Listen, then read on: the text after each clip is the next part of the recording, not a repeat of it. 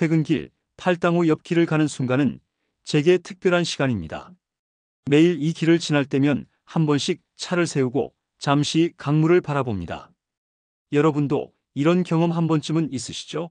하루의 무게가 너무 무거워질 때 잠시 멈춰서서 자연을 바라보는 것만으로도 마음이 한결 가벼워지는 그런 순간 말이에요.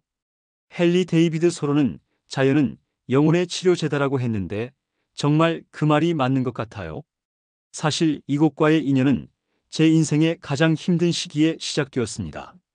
5년 전 사업 실패로 모든 것을 잃고 제 길을 위해 고군분투하던 때였죠. 그날도 퇴근길이었는데 유독 무거운 발걸음으로 집으로 돌아가는 길이었어요.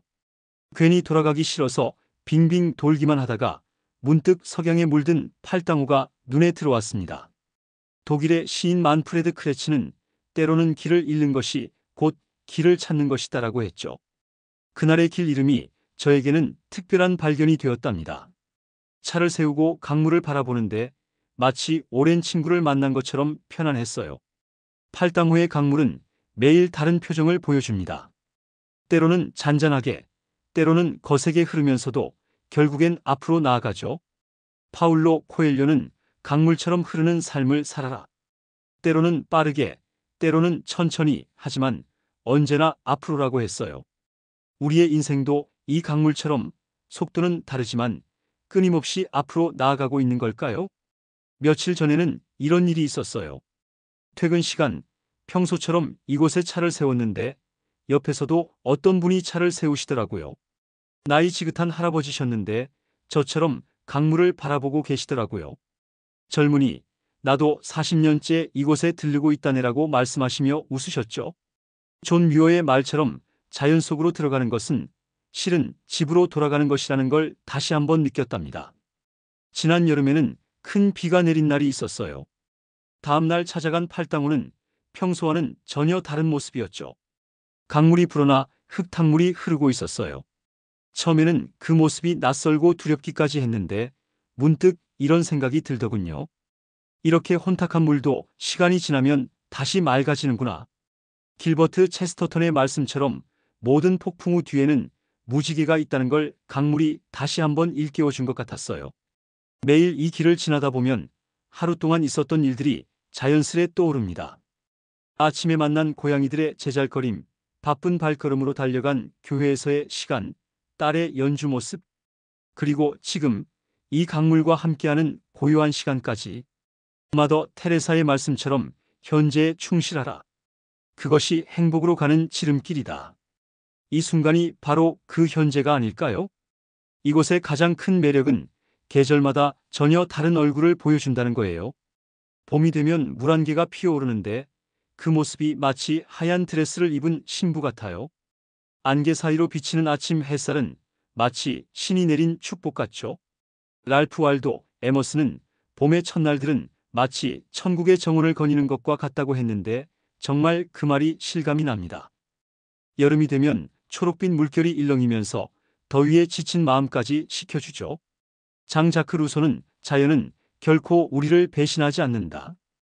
우리가 자연을 배신할 뿐이다라고 했어요. 맞아요. 자연은 늘 그 자리에서 우리를 기다리고 있으니까요. 가을은 제가 가장 좋아하는 계절이에요. 노을빛에 물든 강물이 황금빛으로 반짝이는 모습은 그 어떤 예술가도 따라할 수 없는 걸작이죠.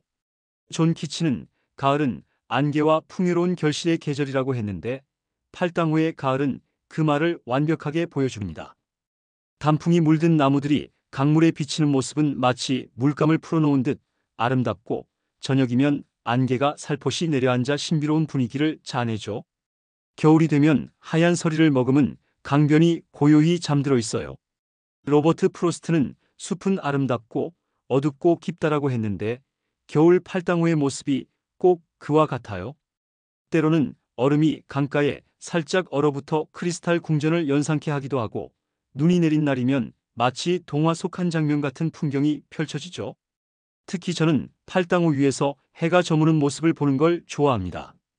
빅터 위고는 모든 석양은 새로운 여명의 약속이다라고 했어요. 붉은 태양이 강물 위로 천천히 내려앉으면서 만드는 그림자들. 그 모습을 보고 있으면 마치 하루의 모든 시름이 강물에 녹아드는 것 같아요. 팔당호를 바라보다 보면 문득 어릴 적 기억도 떠올라요. 시골 할머니 댁 앞 개울가에서 물장구 치며 놀던 그때처럼 지금도 이 강물을 보면 마음이 동심으로 돌아가는 것 같아요. 장폴 리히터는 추억은 영원히 간직된 시간이다라고 했죠. 물소리를 듣고 있으면 할머니가 들려주시던 옛날 이야기가 귓가에 들리는 것만 같답니다. 때로는 강물 위로 비행기가 지나가기도 해요. 한 줄기 흰 구름을 그리며 날아가는 비행기를 보면서 칼릴 지브란의 말이 떠오르곤 해요. 우리는 모두 구름 위를 나는 새와 같다. 각자의 길을 찾아가는 여행자인 것이다. 우리도 모두 자신만의 길을 찾아가는 여행자이겠죠?